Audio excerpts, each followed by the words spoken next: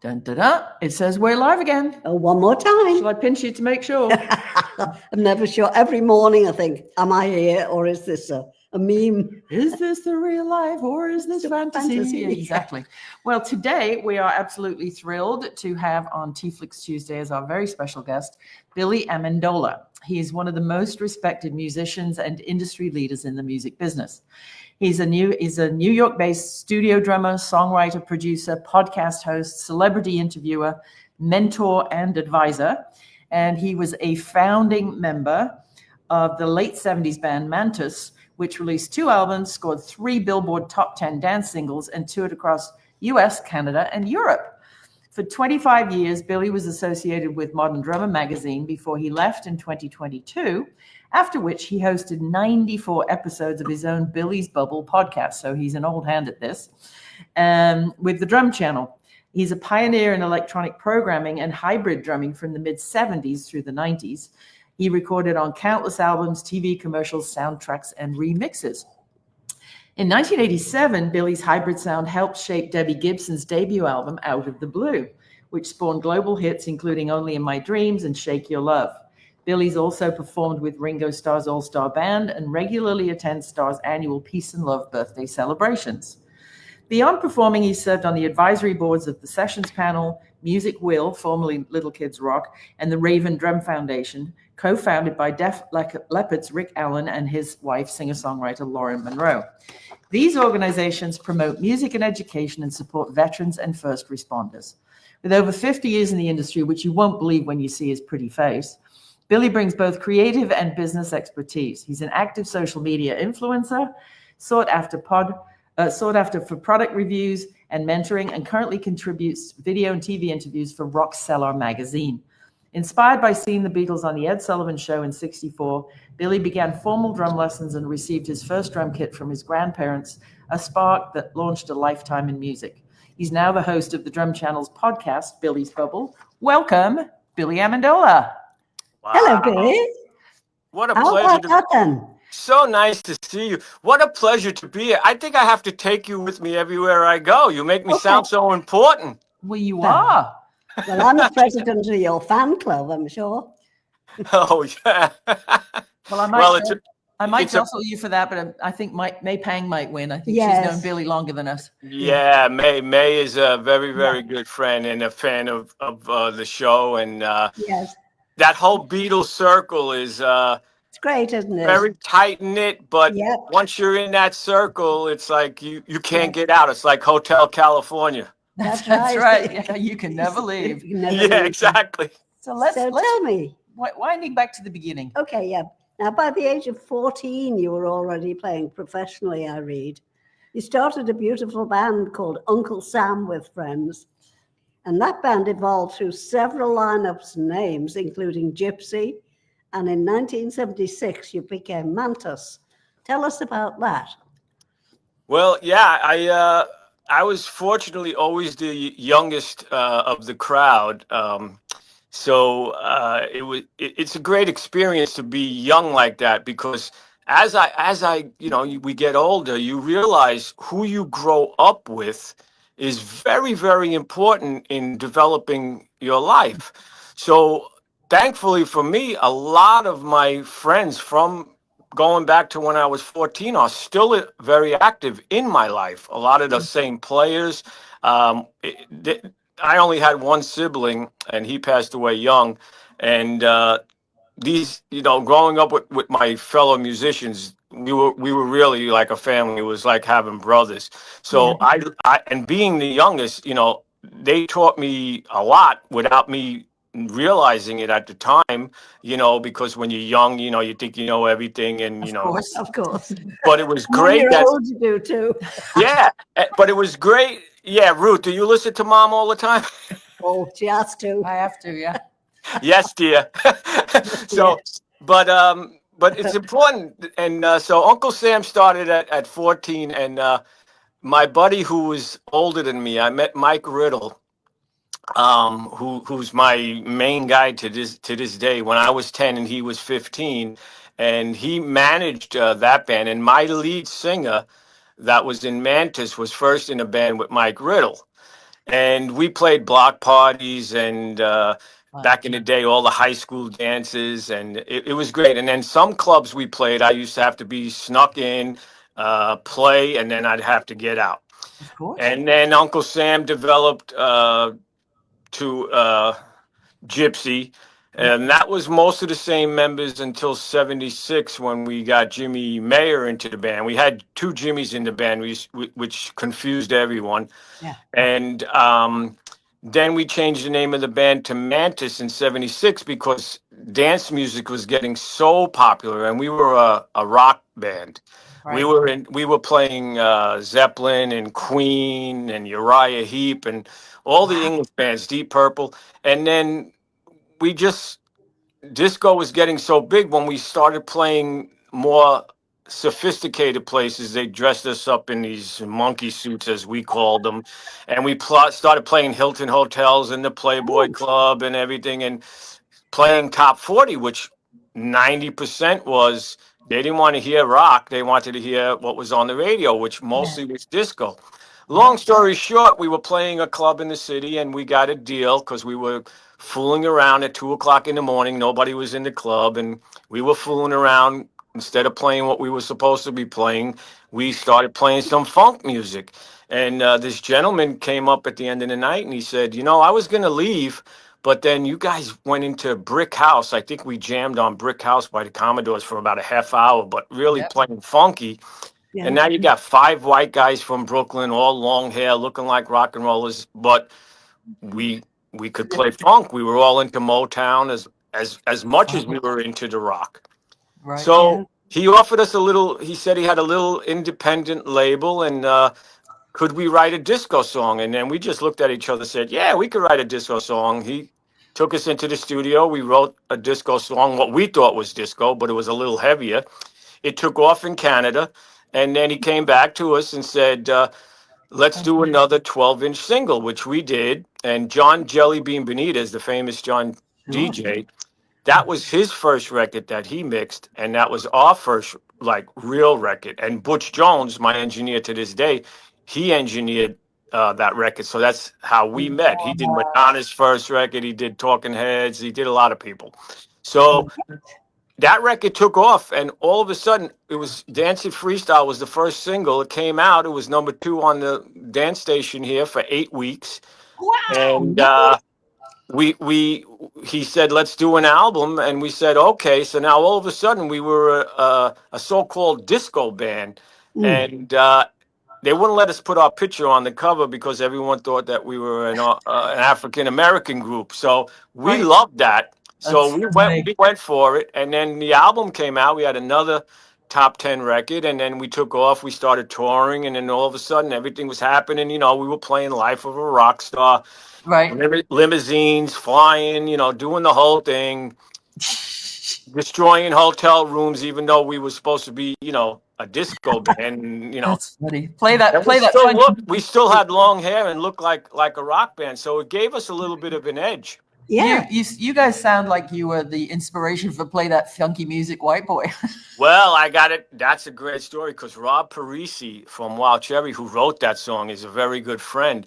And I remember my singer, we had a song called Play That Funky Music. And of course, we liked it because funky sounded like you were saying The F word. Yeah. Exactly. So we had a song called Funky Party. And we used to play it at the block parties to try it out. And we were going to record that song. And I remember Frankie, my lead singer, we used to call him Deke. He came down the studio that day and he goes, you guys are never going to believe this. Listen to this. It's us. And he put it on the turntable. Back then, that was the only way. Yeah. And we heard Play That Funky Music. And we were like, oh, my God, that's our life. Yeah. No kidding. And now, all these years later, Rob actually played on one of our songs a couple of years ago when we released our anniversary album, which was pretty ironic. But that song is one of the greatest songs ever written. Yeah, absolutely. But, inspiration always comes from somewhere. One of my dear girlfriends, a sister from another Mr. Pamela DeBar, every time I hear the Tom Petty song, she's a good girl, loves God and Elvis. Down Ventura Boulevard. She's from Reseda. She lives in Reseda. I mean, it has to be about Pamela. It just has to be. You know? A lot of songs were written about Pamela. Yeah, oh yeah, she's a fabulous gal. She just had she's 77. She just had the biggest birthday bash ever. She's gorgeous. I love her. I'm telling you, I forget sometimes about age because I don't let age affect me, and I forget about age. But God bless. Yeah, no, she's great. So when you got this first record deal and the 12-inch single out, what was it like the first time you heard yourself on the radio? Do you remember where you were? Oh yeah, we were at Jimmy Mayer. We were in his house because we had got the word that they might play it that night. So we all went over to Jimmy's house, a whole bunch of us with all our girlfriends and friends and everybody, and we sat around, the big record player, and Yeah. the radio was on, and it was exactly why I love that movie, That Thing You Do, which every musician can relate to, because when it came on, it was just, we were jumping up and down. We were just ecstatic that we were on the radio. So of course we thought we made it, we're on the radio. So, we thought we made it. Yeah. Little did we know that we signed away all our rights, and here we go again. and down the line we had problems with publishing, but when you, at that time I was 20 years old, so it didn't faze me. It didn't faze any of us really, because we figured someone was looking out for us. But as I just interviewed Ringo recently, we talk about the business, and he says a great line. He says, when I say about being in the business, he said, well, you'd like to think, the only advice is you'd like to think that you're going to have a manager or somebody looking after you, but that's still not the case. No. Well, and I think in Brian Epstein's defense, he was as young as the Beatles. He wasn't much older than them. He didn't have any experience, and there wasn't really a music industry back then. And they, still to this day, with some of the younger artists we deal with, they get offered a deal, and there's still 5% held back for breakage from when records were made of Bakelite and they used to crack when they were delivered over the cobbled streets. Right. And the record companies still bake that into the contract, thinking that nobody's going to find it, Right. So it's you did. Yeah, well, I did. What I did when I was signed to BMG as an artist, the big mean Germans, out of Munich. And so I said, when the contract came, they said, "Oh, would you like a version in English?" I'm like, no, that's okay. And I signed it. And then when I wanted to get out of the contract, I said, well, I didn't understand what I was signing because I don't speak German. So, that's another way to get out of these things. It was. So back in the day. Yeah. Well, and then when later on in years, we heard stories. And then it became a saying like, if you didn't get ripped off, that means you didn't do anything in the business. Exactly. You never made it. Yeah, you're only as good as how badly you got screwed, right? Yeah, that's And then when the Beatles, when we found out, let's face it, that Capitol was, holding money back and saying, well, you only sold 10 million records, which is a lot of records, but meanwhile they sold 25 million. Right. It's like nobody paid attention to any of that. Well, and there was no forensic accounting and no internet, no spreadsheets and no nothing. It was a bloke with a pencil and a visor, right? Right. And musicians, we just want to play. We just want to make music. So the business end of it, I always said growing up, well, I'm not a businessman. Then I realized as I got older and I started having to pay attention to the business, I am a businessman, but I don't want to be. Yeah, no, it's that left brain, right brain thing for sure. Now, I'll tell you what, you played at clubs, prominent places, didn't you? Like Studio 54 and Roseland. Yeah, that was a great, hanging out in those days. This is why I still get along with some of the younger generation, because they're fascinated. They want to hear stories about Studio 54 and, hanging out at Studio 54 and being downstairs in rooms that you didn't even know how to get out of sometimes. And it was a great way for me. That was my college, because I was, I should have been going to school. And in the middle of high school, I actually left because I was already on the road, and all my teachers, they were proud of me that I was on the radio and things were happening. So they said to me, now go, you can always go back to school. So that's what I did. I took off, and I my parents were concerned. My dad was very concerned. Yeah. Unfortunately, he passed away just as the band was starting to break, but he Oh, did get to hear us on the radio. I could picture him sitting in our kitchen when at midnight we had a song called Midnight Energy. So at midnight they would play it, and I remember him in the studio, and he saw the album cover right a month before he oh, passed. So in Yeah. his eyes, I guess he thought You've made it. I made it. Yeah. Yeah. yeah. Lovely. So Good. is it true that the founder Steve of Studio 54 used to hire people to stand in line to make the place look like it was more popular than it was? I mean, the club would be. Absolutely. I mean, I don't know if it's 100% true. It's like the rumor that Brian Epstein bought the first 10,000 copies of the Beatle record to get it on the charts. I mean, people back in the day, a lot of people did things like that, but no one has ever like absolutely proved it. But No. Steve did have, he did have people out there. Sometimes. I'm more friends with Ian, who I saw last year at an event. Ian was pretty much totally different personality from Steve, and thank God, because you need that yin yang and who's in charge of the business and who's going to be the party animal.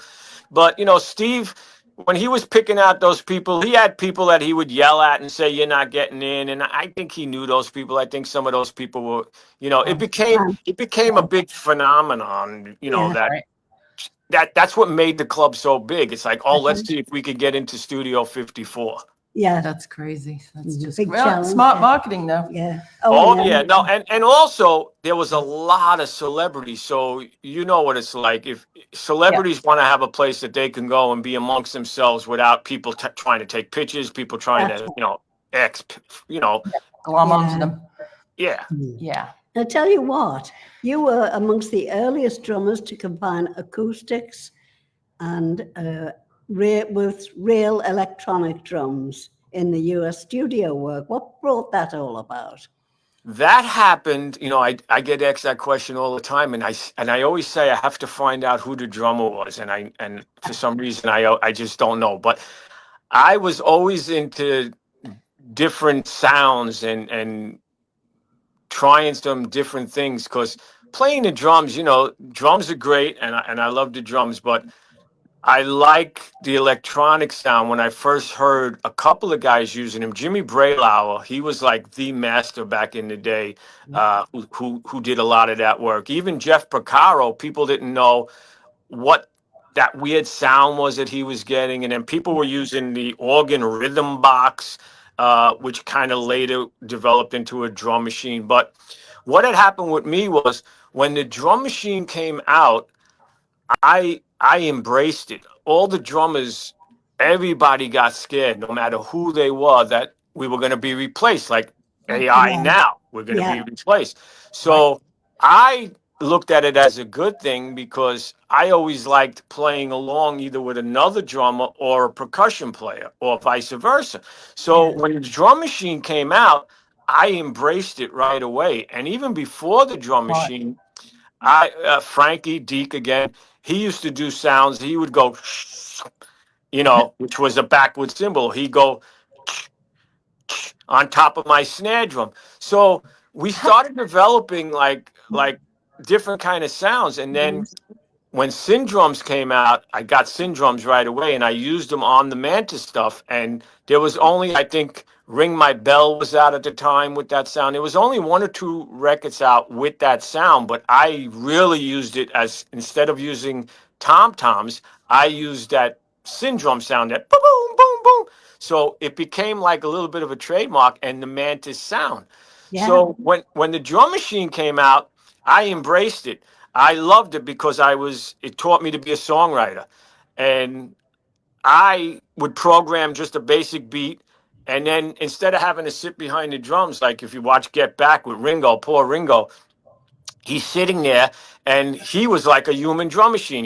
Everybody was figuring out the song, and he was, he would play. When the drum machine came out, I thought it was great that I could just program a beat so everybody had the time, and then get into the room with everybody writing the song, and then contribute to writing the song. Great. And Great then idea. put my drums on or program the drum machine. I learned how to program the drum machine. Yeah. Then Simmons drums came out, and I didn't know about Simmons.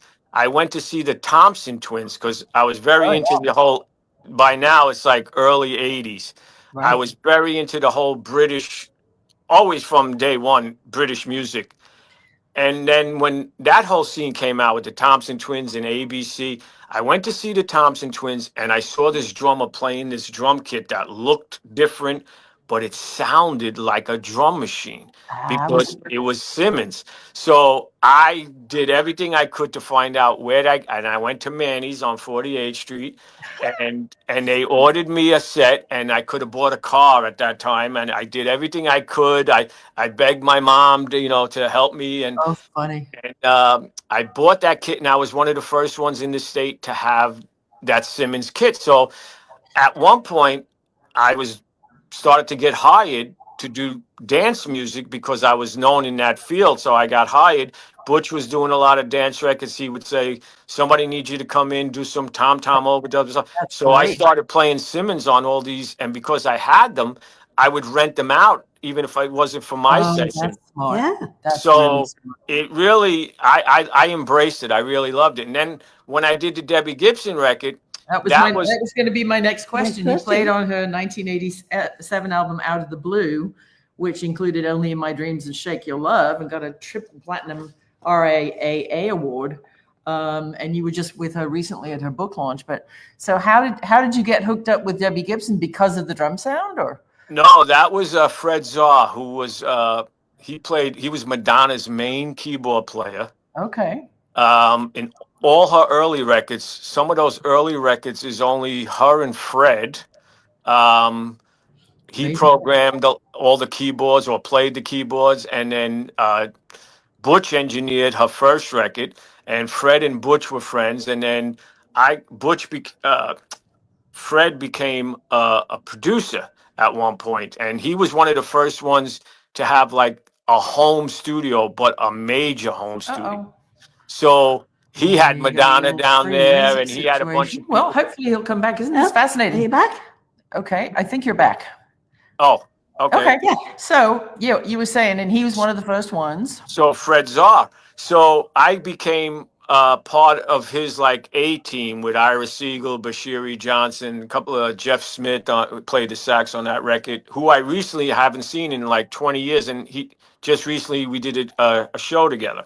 Oh, great. Wow. So we were talking about the Debbie Gibson record, because I had just turned 30 and Debbie had just turned 15 when we did that record. I was a huge fan of Debbie Gibson. she's Still am. great. Oh, everybody. She was, and to this day, I'm so proud of her.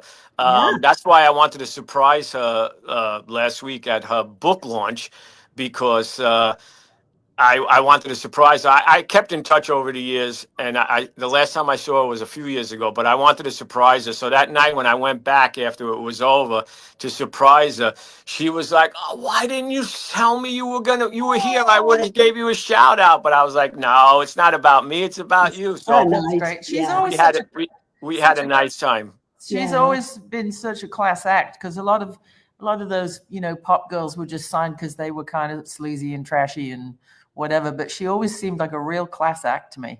Oh, absolutely. And she was young, and she was, she was sweet. And the main thing was she wrote all her own songs. I mean, she knew exactly how she wanted those records to sound. Yeah. So when she was in the studio, of course, mom and dad was always there. And then her mom went on to manage her later on. I was very close to her mom. Sadly, she passed away a few years ago.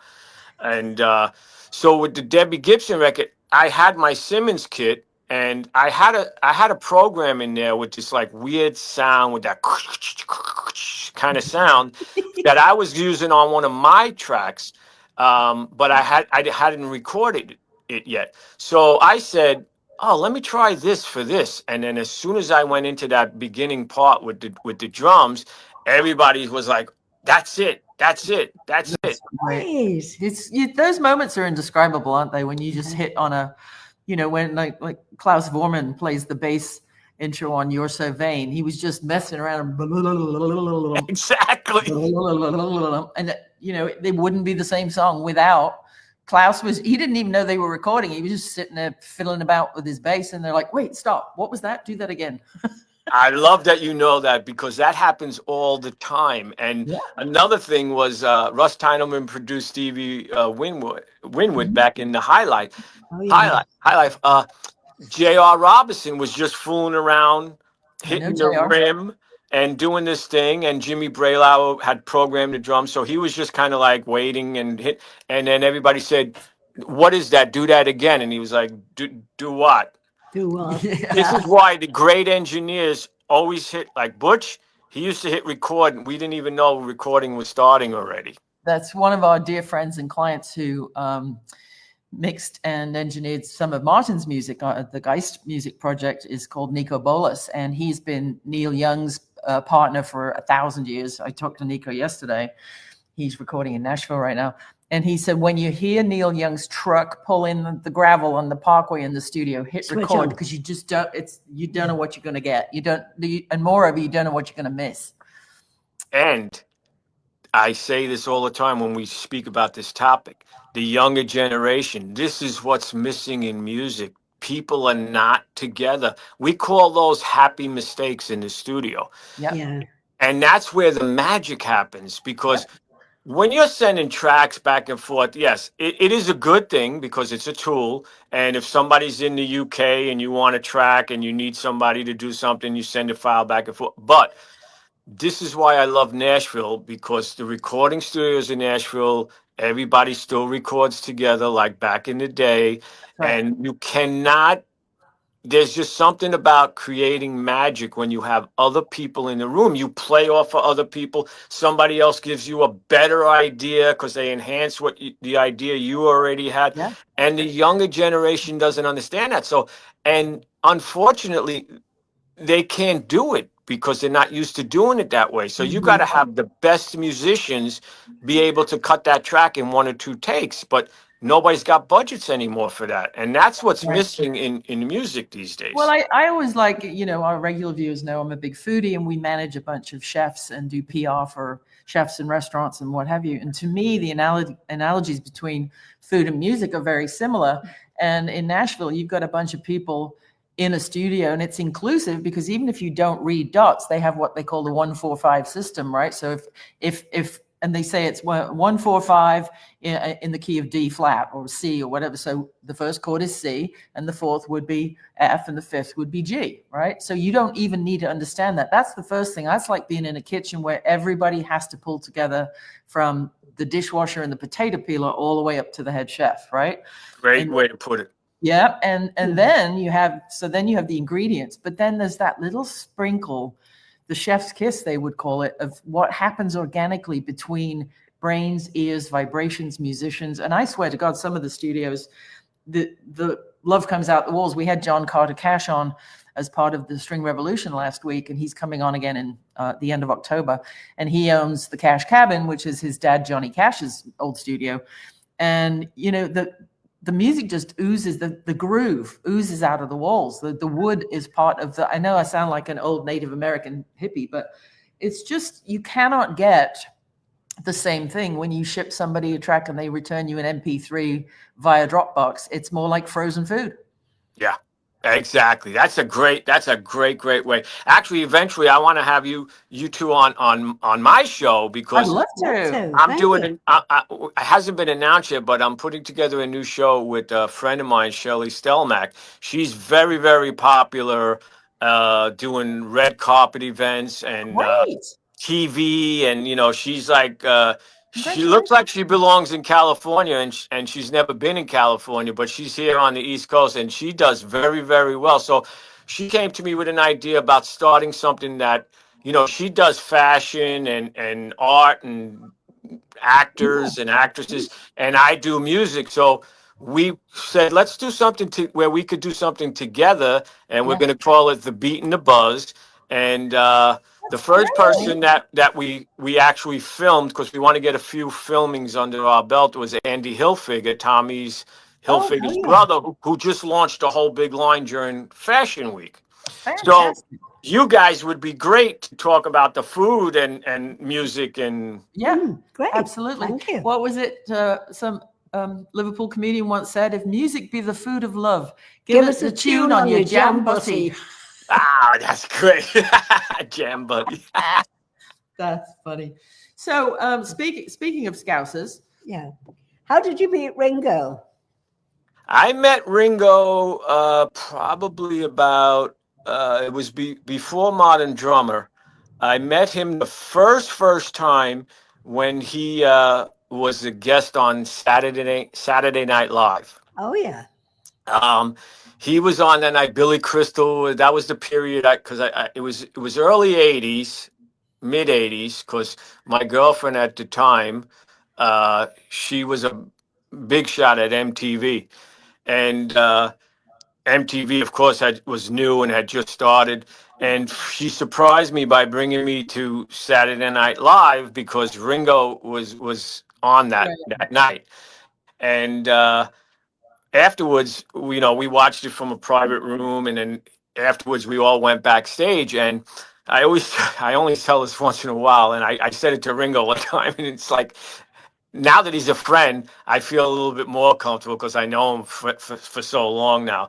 And it took, what it's like. It takes a long time to get close to somebody because oh, of course, and I never asked for anything. I never, we just organically became friends over it. For the longest time, I think for the first 10 years, he didn't even know my name. He would call me, he knew my face. He would point and he would say, Mr. Rock and Roll or Fancy Hair, because I used to have really long hair.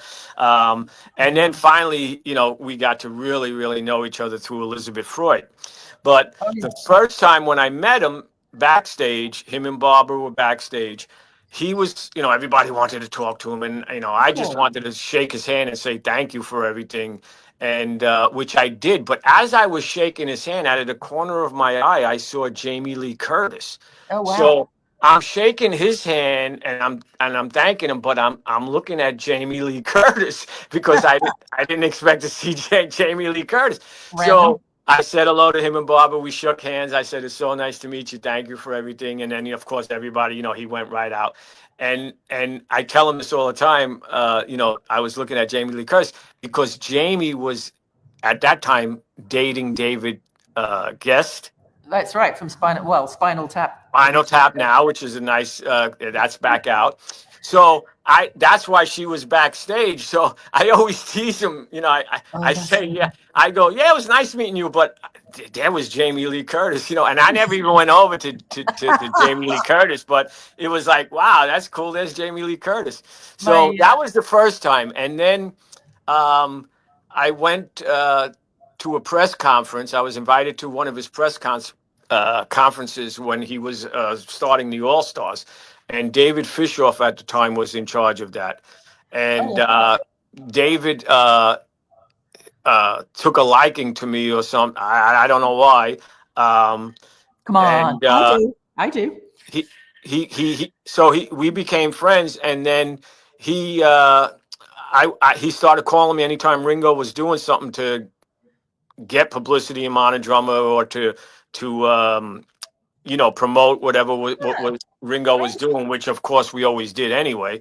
Right. And little by little, he finally introduced me. The first time that I formally met him was with Sheila E.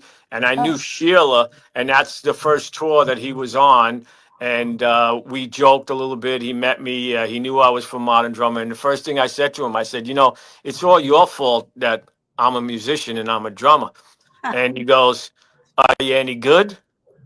So I go, now I had already played and had the hit records and played, but I didn't get into the whole. I just said to him, yeah, I guess I'm pretty good. I have songs on the radio and I toured. I was in a band, had a couple of records. He goes, well, then I did my job.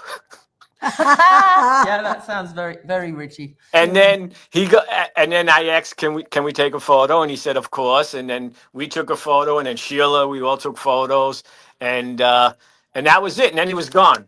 That was his thing. And then I met him a couple of times after that. He'd say hello, but he wouldn't know my name because he meets so many people. 10,000 and then and then he'd be gone. And then little by little, we just kind of became friends. And then I was invited to his 70th birthday party. Wow. That's And 13 or 14 years ago, isn't it? yeah, at the Hard Rock in New York. And I'm at the party in the afternoon, and he was playing Radio City that night. And I'm at the party in the afternoon, and it was only family and friends from the All Stars. And I'm looking at myself, and I wasn't invited through Modern Drummer. I was just invited, and That's nice. I'm looking around, and it's like the Talking Heads song. How did I get here? You know, it's like Yeah. I'm saying to my wife at the time, I'm saying, "Wow, this is unbelievable. This is like unbelievable." So I saw him. I went up. I kissed him, and his beard was pinchy. So I said to him, "Ah, why don't you shave that thing? It's so pinchy." He goes, so you don't kiss me. I don't want you to enjoy it." That's what he said to me. And then we just like, from that day on, I was invited to like all his birthdays, and then Jules followed, who runs the sessions, Right. became a big sponsor. And we've been celebrating his birthday. We even celebrated in Italy one time, only by chance. We both just happened to be there. He didn't know I was going to be there. Wow. I didn't know that he was going to be there at that time until like a week before I was going to Italy. So, and now I just celebrated his 85th, which was, That's God right. bless him. I know. mean, he just looks younger and younger every Just year. He looks me, amazing. yeah. Yeah, and Angie's going to be 96 next month after next in Oh my November. God! God bless you. I know, You right? look amazing. And it's Clean your just glasses. yeah. Clean your Oh my God! No, I just had cataract surgery. I could see well. But what I was going to tell you when you were mentioning Jamie Lee Curtis before is that she and her husband, Christopher Guest. Oh, Christopher Guest, right? I said David. That's right. Christopher. Yeah. They live in Pacific Palisades, or they used to. I don't know what became of their house. I hope it's okay in the fires. But our friend Kevin Stouffer Smith moved into a little rental next door, and it was in the days before marijuana was legal in California, and he was like, he'd go outside and he'd like try and find a place in his yard. It was moving day, and we had the van there, and I was helping him get his little Apple computer set up and whatever. And halfway through the afternoon, he steps outside to smoke a J, and we're thinking, well, who are the next door neighbors? Are they going to call the police? You know, because I don't smoke pot, but everybody helping Kevin move did. And so there's this huge cloud of, pot smoke going up in the back garden. And we hear, hello, because the front door was open. We hear this voice. And Kevin thought, oh my God, it's the neighbors come to complain about the smell, or somebody to say the police are on the way, And God love her, it was Jamie Lee Curtis with a welcome neighbor basket. She'd seen the van in the morning. She'd baked oatmeal cookies and muffins, and the basket had a pint of milk, some empty ice trays to make ice, 2 toilet rolls, a couple of light bulbs, and some of her homemade oatmeal cookies and muffins, and their phone number on a yellow sticky. And she said, hi, my name's Jamie. My husband and Christopher and I live next door. If you need anything in the neighborhood, just let me know. Is that the sweetest thing? That is, see, I love people like that. Yeah. Yeah, that is so beautiful. That is amazing. Yeah, no, she's been absolutely another class act. But look at her parents, Tony Curtis and Janet Leigh. Yeah. I mean, my God, she comes from royalty. Of course, she's going to be an absolute queen. Yeah. And she's one of the people that could have a little bit of an air or an attitude. Yeah, and those are the people. Yeah. And those are the people mostly that don't. It's the people that I think are not confident in themselves that need that extra ego boost or something. But over the years, I never had patience for that. So I just avoid those people. If, growing up Italian, the biggest thing was, respect. Absolutely. If I don't care who you are, I don't care how much money you have, I don't care how famous you are. If you don't respect people, then I don't need you around me. I don't want to be around you. No, we have no time for arseholes, as we like to say. Exactly. I was going to say something, but I didn't know if I could curse on here. You can say arseholes and you can say bullshit if you want to. You can say all of it. All of it. I could.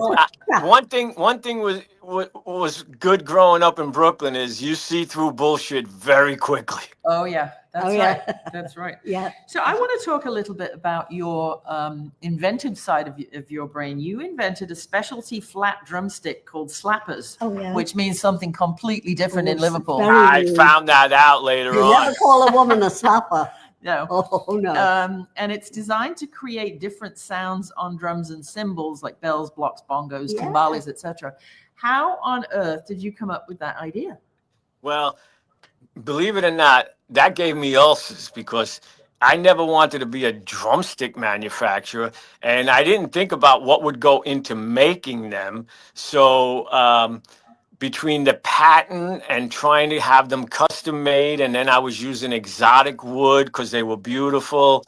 It literally gave me ulcers because it cost a fortune, and it just. At one point, I was like, "Yeah, I don't want to do this." And then I almost made a deal with LP. They were going to put handles on, and they even made some copies. And then Martin Cohen at the time, who invented a lot of percussion instruments and started LP, there was a little bit of a problem with him and his son, typical family drama. His son was going to marry someone in Taiwan and she wasn't accepted into the family. So I was ready to sign a deal with them because the son was in it, and then the son disappears. Martin kind of didn't want to have anything to do with his son, so my whole thing just like went out the window. Well, never And say then never. at that point, I didn't want to do it. But the way I came up with it was, I was helping my buddy John Kaz in my band. He passed away a couple of years ago. He was my bass player since we were kids. He was the bass player in Mantus, and his parents had a Venetian blind store and in Brooklyn. And when we weren't on the road, we would help out in the store with his mom and dad, and it was a very good business. And there was shade sticks, the shades that go at the bottom of the shades. So we used to have to cut them and slide them in and put them in the bottom. So one time, two of them just happened to be like the size of drumsticks, and I just started like a typical drummer, just started banging on everything and playing around with them, and they felt so good, and they would get a sound like a slap sound, which is where slappers came from. So long story short, I took a box of them home, I cut them up, I kept them in my stick bag, and everybody used to come over and they used to say, "Wow, this is really cool. This is really cool." So I went to a good buddy, Vinny Federa. And if that name sounds familiar to people, Federa guitars, Federa basses is one of the most famous basses in the world these days. I grew up with Vinny Federa, so Vinny Federa, who might just be Italian. Wild guess. Might be what? Might just be an Italian. Just throwing that out there as a wild guess. Yes. And he had a business. He started building guitars for another company, and then he started his own business. Now, to this day, they are probably one of the most famous bass makers in the world. Wow. So he was helping me out, making the sticks for me with the exotic wood, but I knew nothing about any of that. So I would buy these huge sheets of exotic wood, and one of them was zebra wood, which looked beautiful on the sticks with these stripes, but you would order them in planks, and then one or two planks wouldn't have any lines, so it wouldn't look like zebra wood. So I was like, oh my God, this is starting to cost way too much. And then I went to a couple of companies, and they said, yeah, it's cool, but a lot of drummers are not going to get used to holding it flat, and that's why LP did the handles, which was a great idea. And it was more for percussion than drums, but I liked them on the drums. Right. So anyway, little by little, I had a bunch made, and we started to sell them, but it was just the companies were telling me, in order for us to make these, everything is dowels, is round. You have to buy a machine, $150,000 machine, so we can make them flat. I was like, yeah, that's not going to happen. And and I was still playing at the time, and but it did put me in touch. That's how I met Jim Keltner. Oh, okay. Because I was at a Modern Drummer Festival, because we did the Modern Drummer Festival for over 20 years. I was the artist liaison before I even worked at Modern Drummer. And then Anton Fig was playing at the festival, and he said to me, Jim Keltner is looking for you. Can I give him your number?" And I was like, Hell yeah. "First of all, yes." And why is and then I realized a couple of nights before that they were doing the Bob Dylan show. George Harrison was on that. Anton and Paul Schaefer and everybody were part of the house band. So Jim had heard about the Slappers, and Jim, as you know, loves all different kind of out of the box. I Yeah. mean, he used to play with knitting needles and stuff on a lot of records. So I got in touch with Jim. He gave me a great endorsement. He let me put him in an ad with the stick. And to this day, he only has 2 pairs left, and he always asks me, "Can I get any more from you? Is there any more?" And he has ones with the handle, and he still uses them to this day. So he helped me a lot, and that's how I met Jim Keltner. And then I met other drummers who endorsed me and everything. But that was just like a phase that it cost too much money to do, and I did not want to be a drumstick maker. But you've also done, on the philanthropic side of stuff too. Yeah, tell us about your advisory board work in music education and artist empowerment, like Little Kids Rock. And I also want to hear about Def Leppard's Rick Allen and his wife Lauren Monroe's Raven Drum Foundation, which raises awareness of healing through music with drum circles with many of the people that you're talking about today, and raising funds for veterans, first responders, and people suffering from trauma. I mean, it's really important that, music, especially the drumming percussive part, is such a tribal instinct going back to, caveman days and beyond, right? In all of us, it's a great therapy. And I'm so proud of you that you're involved with these organizations that are using it as therapy. Well, thank you. And I'm grateful to all of these companies because I don't have like the monetary means to like donate or give all this money away. So by me helping as much as I can is my way of giving back. So and I like to give back. So we'll go backwards. We'll start with Rick and Lauren. The Raven Drum Foundation, they started that foundation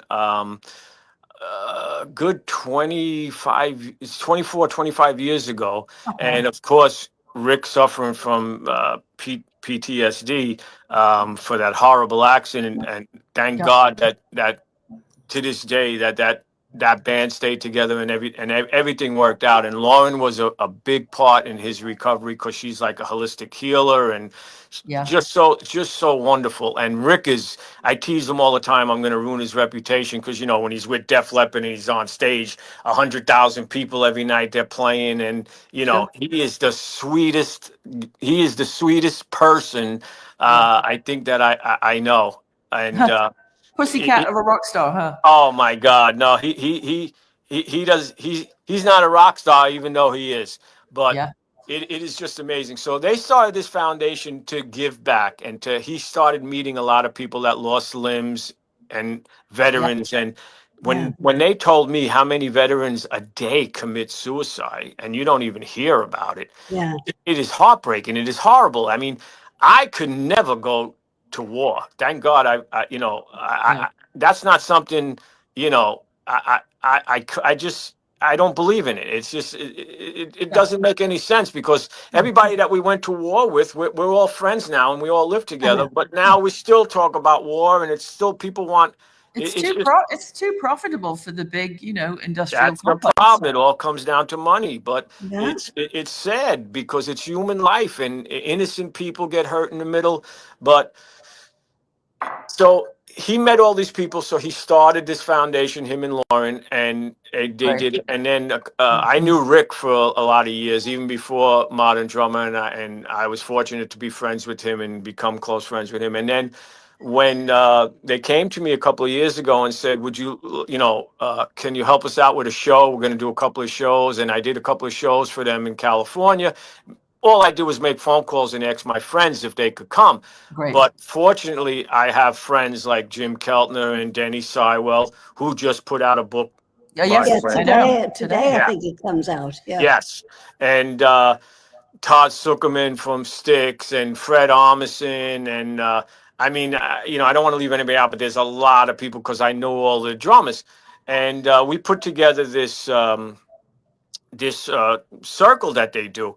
and it blew my mind. I mean, it just totally blew my mind, how I felt so peaceful and so like insightful about so many things. It was just so great. And then there was a woman there, and I'm gonna get yelled at for forgetting her name, but she gave a speech, and she's very famous. She was on the news and everything, but I didn't know. But she made the speech. She was captured in Afghanistan and tortured and beat, and I mean, Golly. it was just horrible, and we were all looking at each other trying to hold back tears. And I turned to Todd Zuckerman, who was next to me, and I said, God, if we ever complain about anything ever Yeah. again, Yeah. because Stop. and then afterwards I went over to her, and because of the trauma, I wanted to hug her, but I didn't want to touch her. I know. And I said to her, my God, you were so inspiring. And I said, do you mind if I give you a hug? And she was like, oh, yes, of course. And we hugged, and it was just a beautiful, beautiful thing. So Well, that's the power of rhythm. It brings people together. It's healing. It's all of those things. yeah, no, music, we're finding out more and more. And Lauren is very, very into studying that for years, about how important music and rhythm is to our bodies and minds and our soul. Well, and if you look at the Indian chakras and a lot of Eastern meditation and the bowls and bells and ringing. When I was an artist I had a big career in Russia, Lithuania, Latvia, Armenia, Siberia, all of that stuff. And I went in 1988 to Armenia when it was still a Soviet country, and I performed 11 sold out shows in Armenia, in Yerevan, and gave in a 23,000 seater basketball arena, and gave all of the money, unbeknownst to the Russian mafia, gave all of the money to the local earthquake relief fund because they just lost 40,000 people. And one of the things we did was the money is build a little building. It's a little hut, and it's the Ruth McCartney music room, and it's got drum kits and percussive instruments and tambourines and triangles, and the kids who lost their parents or their families could just go in there and bang the shit out of stuff to get the anger out and whatever. I've known what you're talking. I'd love to talk to Rick and Lauren if absolutely, yeah, no, they would love you. And God bless you. You see, I didn't know that. I mean, we've known each other a little bit online and everything, but basically it's the first time we're meeting. And which is unbelievable. When I even though I'm on this side today, I still do research and look up some things because I like to know. But I feel like when we met for the first time 2 weeks ago, when we did a little say hello, I felt like I knew you. Yes. Yeah. Well, again, it's back to that whole extended Beatles family. Once it's like the world becomes a never-ending Beatle fest, doesn't it? It's on, and we're all coming from a place of peace and love, and we just want to make the world a better place and wake up so the next generations can be safe in their beds at night and have a roof over their heads and food in their bellies. And I think that's the simplest, that's how we all live our lives in this house. And I think the ethos of the average Beatle fan is absolutely the same. And that's, I think, on a level that we connect because of, if you're a Beatle fan, that's all you really need to say, because the core of everything else of the belief system of that person. Yes. And peace and love, as you said, like as your stepbrother always said, the Beatles were always about peace and love. Always. They were the first, when they were on the way in February 1964, after doing the Ed Sullivan Show, they were going down through Washington to Miami, and they were on the train and they were going through contracts. And Brian was sort of taken aback, like, what? And John Lennon said to him, well, what? And he said, oh, do you realize that when we get down to Florida, they want to split the audience, white people on the right and black people on the left. And the band all just said, well, cancel the show. We're not doing it. It has to be integrated. Otherwise, we're not going on. Exactly. And, even those little stories trickled back to people like the Reverend Jesse Jackson. When he met Angie, he was like, oh, my God, your stepson, your family were part of helping the integration in the 60s. Yeah, I was so happy that was really brought to everyone. I knew about that because, as you know, if you're a Beatle fan, you know every single thing. Right. sometimes I'll ask Ringo something. He goes, I don't know, read a book, read one of the books. It's probably in there. Google it. Yeah. Yeah. So I was so happy that Ron Howard film brought that to everyone's attention, because a lot of people did not know that. Yeah. Right. Yeah. No, I think it was very brave of them, and good of And the Brian. Vietnam War, when John, he said, no, if we're going to keep going to America, we're going to speak about, how we feel about the Vietnam War. Oh, And, look what a lot of trouble that made for him, poor guy. I know. Yeah. Yeah, I know. But you know what? Everybody, you can't, if you really believe in something and it's for the better, you have to keep fighting for it, because otherwise people give up and then nothing gets done. Well, and that's why the technology today is so great, like this TeaFlix podcast that we do. We have some of the most fascinating people, and we're just always trying to spread the message of everybody has a story, everybody has trauma, everybody has hope. And for the most part, I know certainly all of our regular audience are all about peace and love. And so, that's the power of the podcast. Angie had a question. Yeah, tell us about your podcast, Billy's Bubble. Where can we see it, and what kind of guests do you have? Well, Billy's Bubble became like kind of like my brand. So that's like my brand, and everything goes under that brand. My podcast, I do a couple of live shows that I put together. So anything that I do with Billy's Bubble is really so that I pretty much could own it, number one.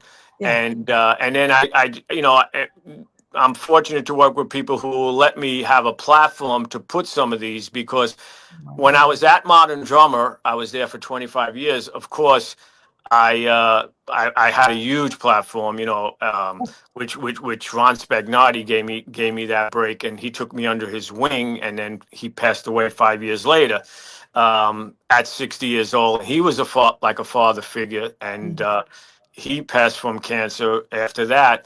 And then my intention was just to be at Modern Drummer for a little while, because I still wanted to play and everything, but the studio scene started drying up. Right. Everything was, the world was changing. And I knew social media was going to be a big thing, but at Modern Drummer, the magazine was the most important thing, because that's what made money, advertisers and everything. But I saw that shift starting to change. Right. So it became inevitable that eventually, if they didn't go a certain way, things were not going to stay the same. And, I always say, if you don't move with the times, then you just become a dinosaur. You could complain all you want. That's right. And sometimes I'll sound like me and Liberty DeVito, when he's on my Billy's Bubble show. We have this thing called, the Billy Joel drummer. We have a thing called... Liberty just wrote the foreword to my next book called He Didn't Start the Fire. So beautiful. There you go. I'll tell you about that offline. And so we have a thing where in the bubble we do a thing called Hey, Did You Know? And then we talk about, hey, who played on this record, and we go back and talk about all these drummers that a lot of people wouldn't know, and all these records that they played on. But we have this little thing that we do called our Angry Old Man Rant, because we just started ranting about things, and then we looked at each other and we go, we're starting to sound old now. These how are we going to let the kids, how are the kids going to like us if we start sounding like old grouchy old men? But you know what, they love it, because that was the thing with me and him. People love like our angry grouchy old man story. But funny. If you don't move with the times, that's right. Well, you become a dinosaur. We do this live every Tuesday, which is like, live without the aid of a net. And we are trying to get Guinness recognition as the world's oldest weekly podcaster at 95 3/4. My God, God bless you, because you look amazing. Yeah, I know. You should see me close up. It's all spackle, smoke, and mirrors. I'll tell you what, mate. Well, this has just been delightful. So people can just Google Billy's Bubble and listen wherever they get their podcasts. And across the bottom, you'll see has been scrolling for the last almost an hour. Good grief. Where did that time go? You can go find Billy on Facebook and follow all of his links and everything there. And thank you. So I know how busy you are with the other stuff you got going on. So thank you for finding the time for us today. And our regular guests will know that we always have Madam has a book out called Mrs. McCartney's Liverpool Limericks and Other Random Irish Haikus. So she always writes a guest limerick. So if you're sitting comfortably, I will let Madam count it in. 1, 2, 3. Here's Billy, our famed Amendola, whose drumming could rock a gondola. From Gibson to Ringo, his rhythms still swing so. His legacy is a high roller. Ta-da! Wow, that's great. Thank you. Absolutely. I just again, what a pleasure to get to know you more, and hopefully, if you get out to LA, we're right by LAX, and so I'm gonna be there October 8, 9, 10, and 11. Oh, good. Okay. Well, that's the week after next.